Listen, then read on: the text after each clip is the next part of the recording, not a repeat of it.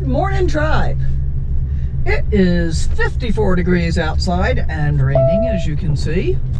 We spent the night here in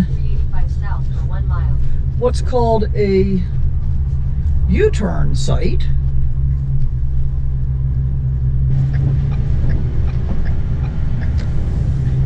Very confusing, Google.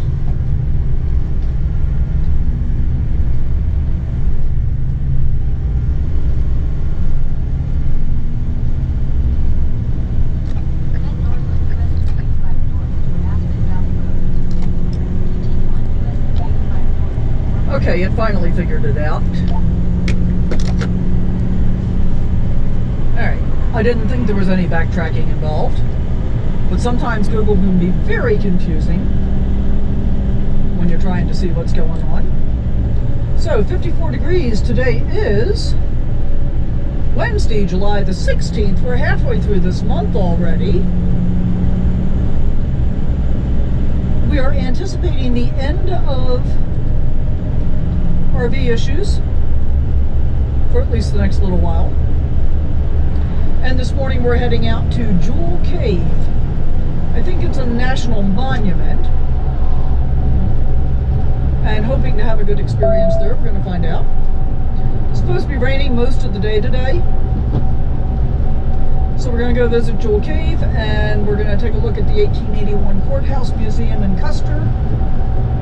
And then we're going to go sit in another parking lot for the rest of the day.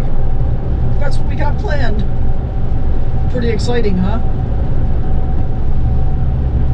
And if we hadn't had to spend the extra night at Cottonwood Springs Campground dealing with RV issues, we'd have been a little further down the road, but that's okay.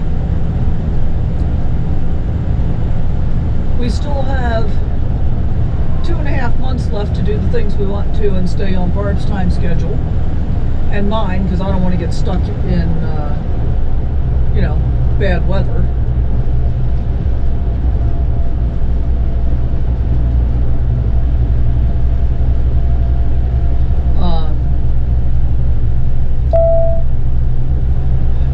Like snow and ice and stuff like that coming out of Washington and Oregon too late into the fall.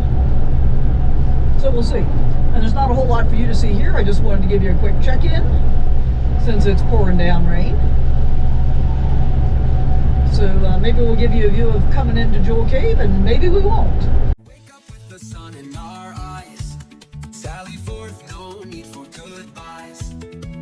Journey calls, let's roll the dice. Every mile a new surprise. Welcome to Custer, population 1919.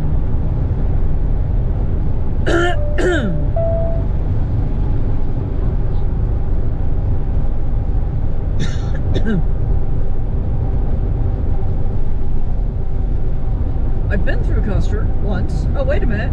And the weather was kind of like this, only colder.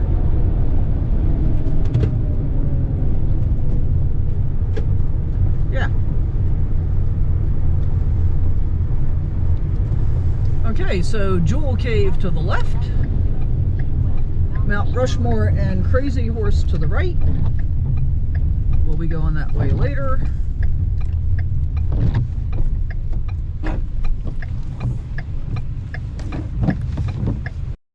So we just passed a sign that said narrow winding road, no shoulders, 3/4 of a mile ahead.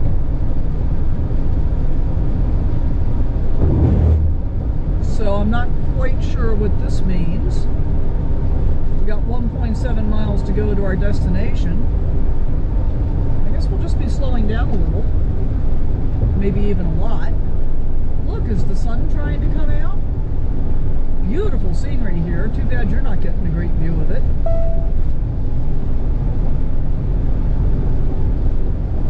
Okay, speed limit's down to 45. Sharp turns.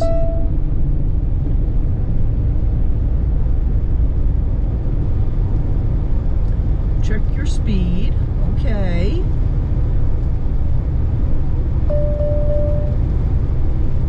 Is this going to be Visions of Yosemite?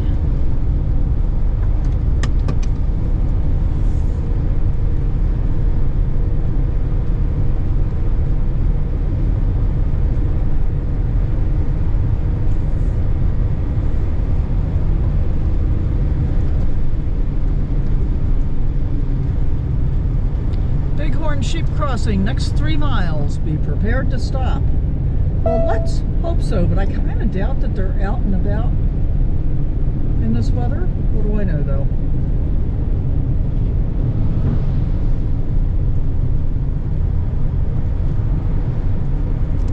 Well, we got plenty of big rigs. We just passed a tractor trailer, and we've got a truck and RV trailer coming toward us. Curve 35. Alrighty. Entering Jewel Cave National Monument.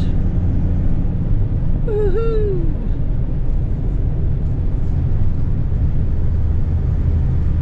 Hunting and off-road travel prohibited. So don't run off the road, guys. So what do you think if we get to see bighorn sheep? That would be pretty awesome, huh?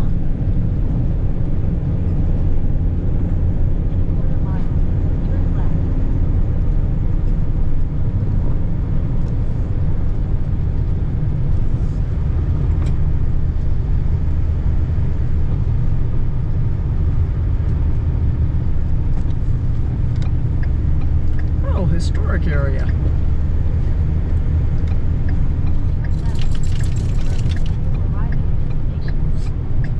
So we're going to go find out what this is all about.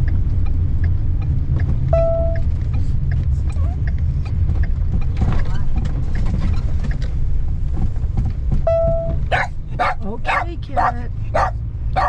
Okay, Cat. That's enough. Thank you. Thank you. Good boy. Good boy. Okay, thank you. Okay. Thank you.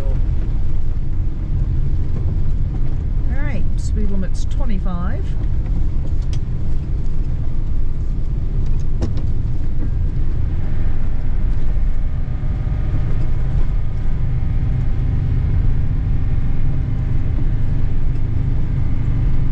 Sky has lightened up a little bit. We'll have to find out what the historic area is about.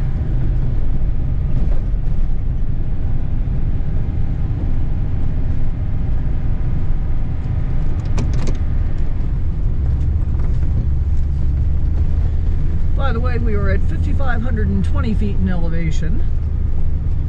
Oh, this is interesting. iOverlander is showing a place to sleep off of this road.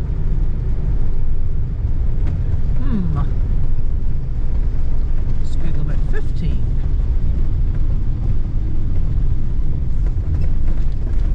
Must be arriving at the visitor center.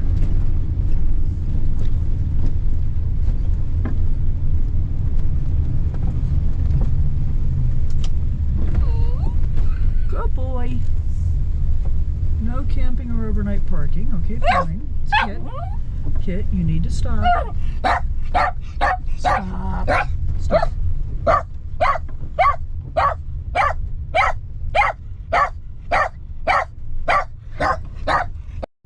Okay, well, we ended up spending a fair amount of time here at the Jewel Cave Visitor Center. We watched the movie, we checked out the exhibits, and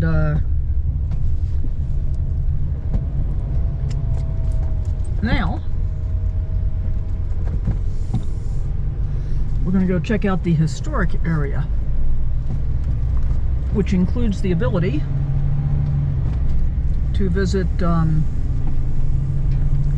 the original entrance, which was discovered in 1900 by 2 brothers who were miners named Michaud, I can't remember, Frank and somebody, can't remember the other guy's name. And they discovered it. Then they came back the next day and threw some dynamite in to enlarge the opening. That worked.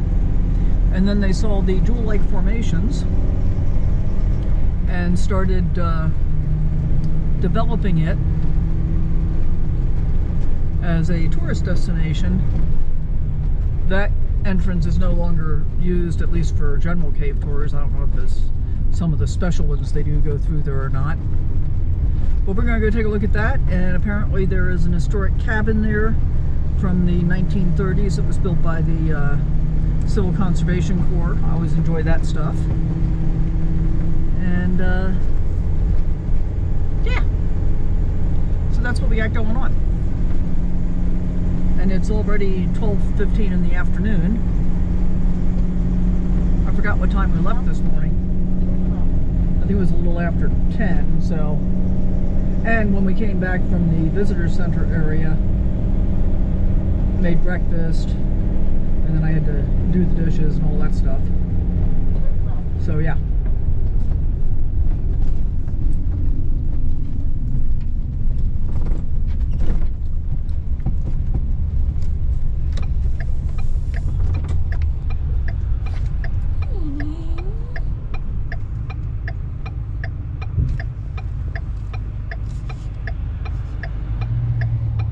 Okay, and it's all downhill from here apparently, according to the sign. We'll wait for all the traffic to pass us by. And then we'll turn left onto US 16 West. Custer and Rapid City are back to the right. Newcastle, which I know nothing about, is off here to the left. Don't know anything about that. Temperature's up to 57 degrees. And it's been raining intermittently today. Oh, Newcastle is Wyoming. Okay. Okay.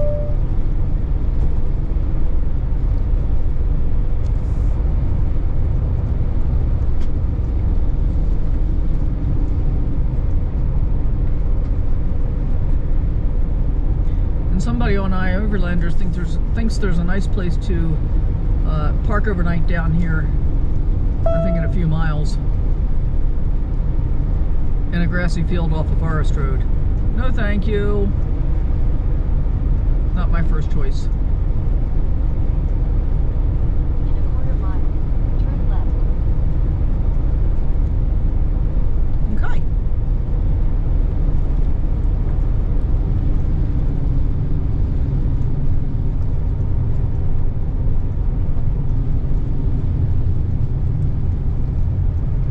They're pretty serious about having you go slow here. We haven't seen any bighorn sheep, not a big surprise actually. I know, we're going to turn left. Okay, Kit. Kit, you don't have to yell. Turn right. Kit, stop. Stop. Stop.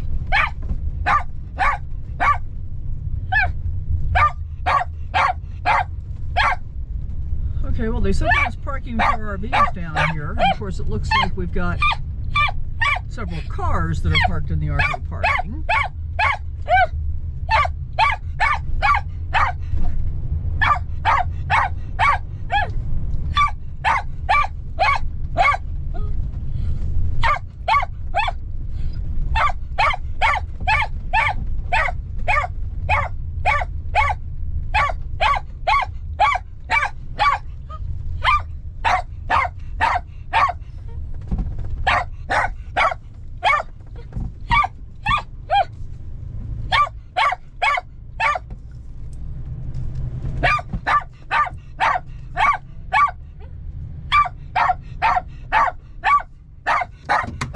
Well, let's start with, what does it mean that the very first thing you see inside the cave is a first aid kit? That's a little scary. And then from here, that's where you start the strenuous part, right? That's where you start the strenuous part. Yeah, we'll pass. And this walkway was brought to you by the Civilian Conservation Corps. Look at how steep they made these steps. And they are definitely not regulation stair tread height. All right, let's get up them. All right, huffing and puffing after coming back up the hill. This was the original visitor center and was in use until 1971. It's also where the first curators, caretakers, volunteer rangers, I forget what you called them, lived for a pretty long period of time. Not sure we can get inside though. She said they were doing maintenance. As it turns out, we were able to get inside, and this is the ranger that was doing the tour. I think it's super cool that they dress in period costume, and here you're getting a look in the kitchen and the original stove. You can see the front entry door off to the left. We're standing in the living room. The stove dominates all. Not only was this the living room, but it was also the visitor center. Here we have the bedroom, and you can see they did indeed have indoor plumbing. There's the sink right in the right-hand corner of the picture. Here's the opposite side of the kitchen with the sink and the window facing out. You gotta say, the views are pretty gorgeous. And they lived here for 3 seasons. They were out of here in the winter because the snows weren't plowed and so forth. And finally, we've got this view of the window glass. You can see the wavy glass. Apparently, it was shipped rolled up, and you had to heat it up to spread it out to be able to put in the window pane. I'd never heard that before, but I thought it was pretty cool. Okay, so this was the historic entrance, and we lucked out and arrived before a tour was going to be starting. So we were able to get the benefit of the ranger talk, and we got to go in and see the historic cabin, which was the original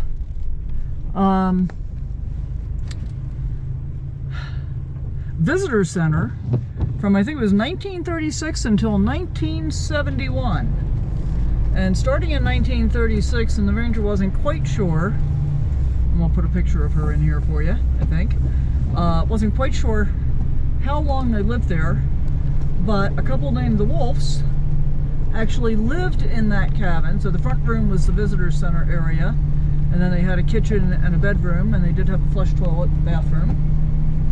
Very small cabin though. Actually lived in there for at least several years, and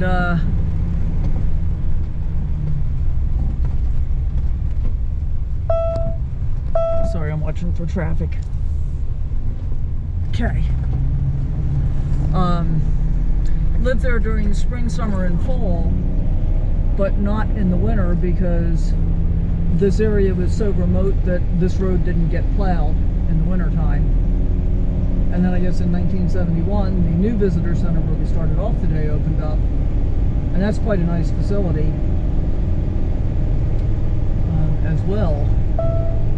So yeah, pretty cool experience overall. We walked down to the we're gonna say historic entrance, not the natural entrance, because as I said earlier, when the Michaud brothers found it, they tossed a stick of dynamite in it. And then, in order to be able to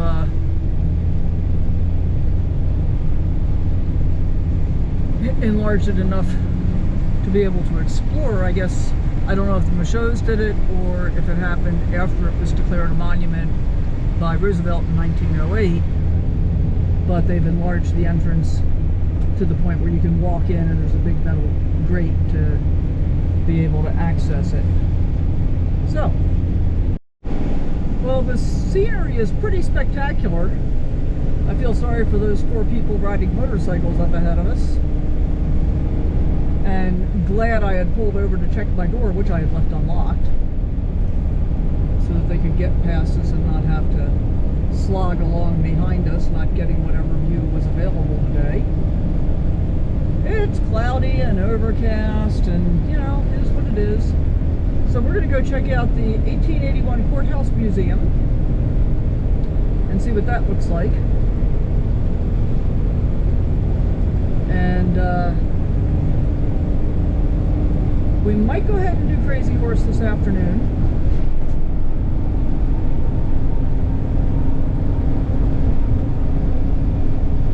And then all we have to do is Mount Rushmore tomorrow morning in this area. And then I think we're heading for Rapid City, so I need to look at that again and see if that's true.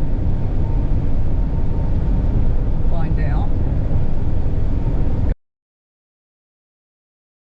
Here's the main courtroom in the courthouse on the 2nd floor. So you can see the audience gallery here. And the plaintiffs and defendants tables. I'm surprised they're pushed together like that. But there's the judge's bench and the witness stand, and I imagine that's probably the bailiff's table on the right.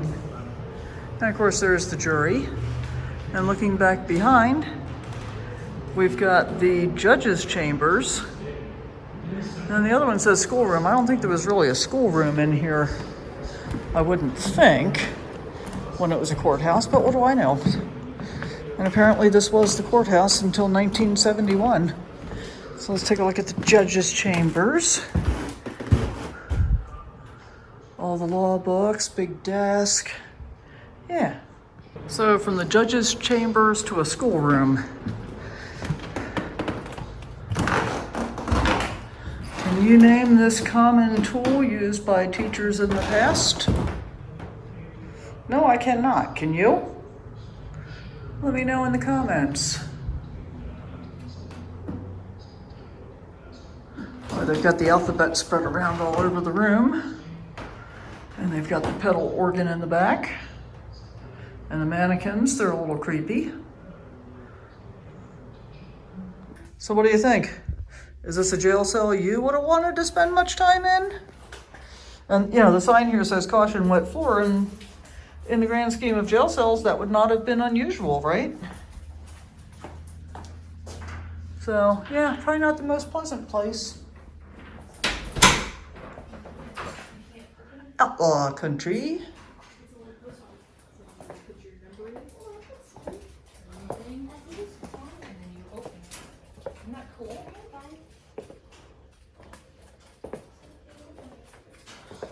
Well, I guess we must be in the armory. Here's the assessor's office.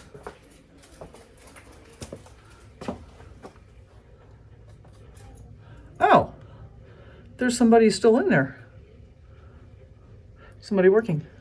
I wonder if it really is the assessor's office. That would be interesting. And this says it's the co-op extension office. And there's somebody working in here too. All right, I gotta ask. So this is an actual cabin that was moved from 12 miles outside of Custer. Used to be on 12 Mile Ranch, belonging to the Humphreys family. I'm gonna go with that. And apparently a lot of famous people stayed here. I'm not sure who, but that's the way I hear it. So that's the way I'll pass it on. Not a whole lot. Okay, so we've got a single-sized bed, but a sewing machine, which would indicate that a couple lived here, and 2 chairs. I don't know, I don't think that that's really a double-sized marital bed. Or maybe that's how you get a lot of kids. All right, so we're gonna say goodbye to Custer. We enjoyed the Custer 1881 Courthouse Museum. And now we're gonna go knock out Crazy Horse this afternoon. Here's Crazy Horse.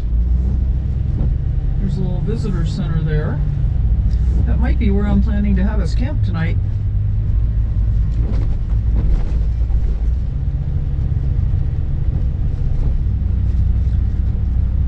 Visitor center. Museums. Mountain. Performers. History. Oh, we gotta pay to get in.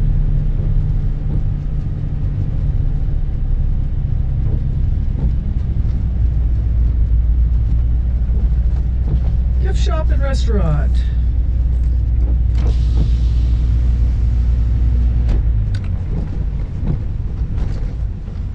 Howdy. Alright, so we get a discount, that's cool. And we can come back if we don't get everything we want to today. So that's cool. And we save $5, more cool.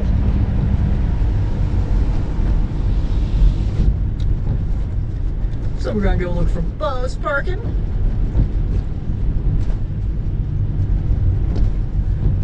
So in 2020, as we were being In 1,000 feet, you will arrive at your chased across the country by COVID.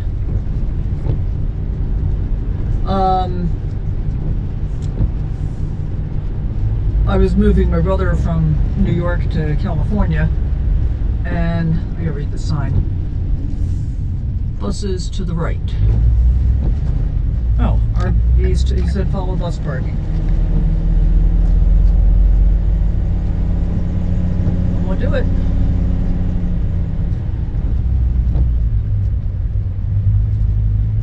That says do not enter. Private drive. Bike parking to the left.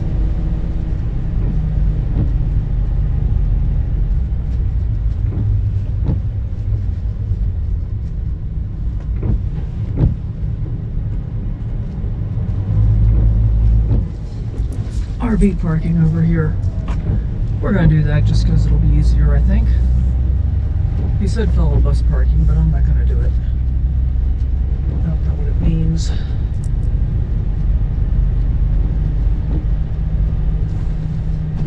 So we'll just go up here. We'll do this.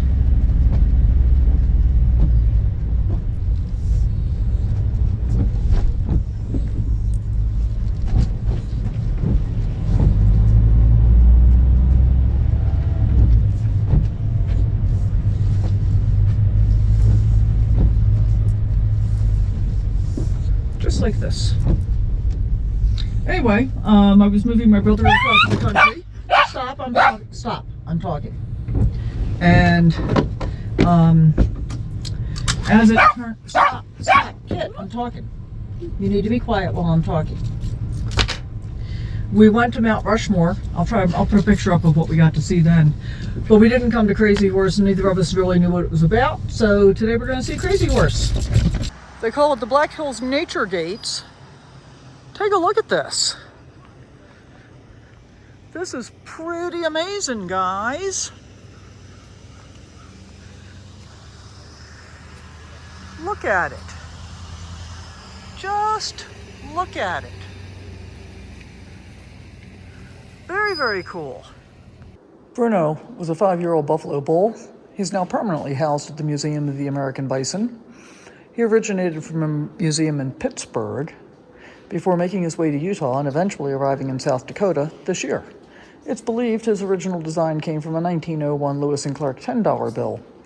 Buffalo featured on the $10 bill is one of 2 possible bison bulls. Some claim he is a large bull from Montana that William Hornaday killed on an expedition for the Smithsonian. He hoped to find specimens of the last remaining bison for his exhibit before they were extinct. Others claim this rendering is based on Black Diamond, one of the last remaining buffalo of the late 19th century, who found sanctuary at the Bronx Zoo. Either way, those buffalo, the U.S. Treasury Department commissioned wildlife artist Charles R. Knight to design the bison for this special commemorative bill. This taxidermy pose is no longer used. While it is not known exactly when Bruno was created, he is at least 25 years old. And there's the $10 bill for you, just like that. All right, so really what I see, he's looking at me with that look of, are you looking at me? Yeah. I want to pet him. I mean, he doesn't look friendly, but I'd like to pet him. This is his Buddha compressor. Look up there where it says kaput. He said in the video, one of the quotes was that sometimes he climbed 712 stairs every day, sometimes multiple times a day, to get all the way up to the top to be able to do the work. And he said, you know, he'd be starting up with somewhere between an 8 and I think 40-pound piece of pipe to take up to go drill and whatever else he was carrying. And he'd get partway up and he would hear it go, kaput, kaput, kaput. And he'd have to put everything down and turn around and climb all the way back down and restart this by hand cranking it. He said 9 times in one day. Here's another view of the Black Hills Nature Gates. Pretty amazing. We got a pair of horses over here in Sculpture Land.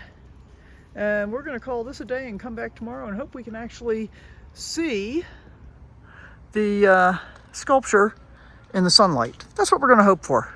Wish us luck. We were quite surprised.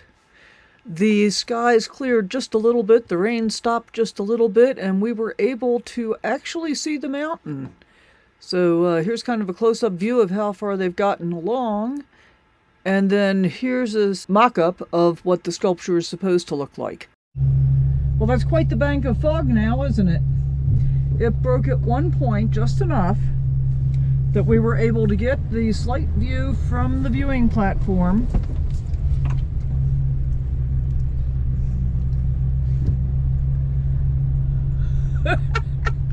Well, that's quite the RV dance. And we got the view from the viewing platform just briefly, but with our $10 ticket, we have a readmission.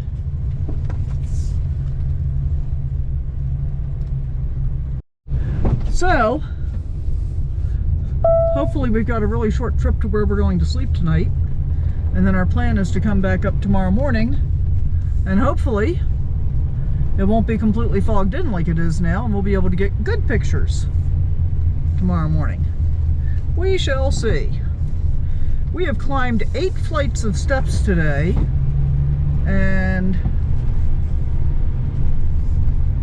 I've walked over 3 miles, like 3¼ miles. Which, considering we weren't really doing anything because the weather was so crappy,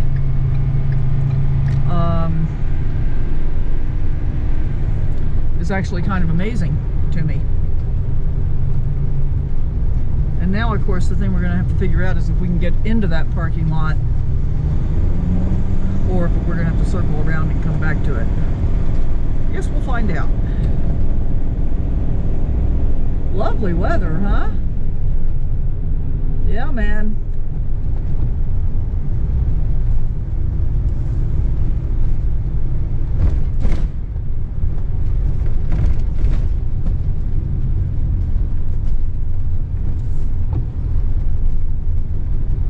Okay, I think we can get into it without having to circle back around. Depends on whether or not there's a median there. Visit again, follow along, follow us, get involved. Crazy Horse Memorial, financed entirely by admissions and donations. So part of the issue, I mean, I was like really pleased with everything I was seeing until I realized that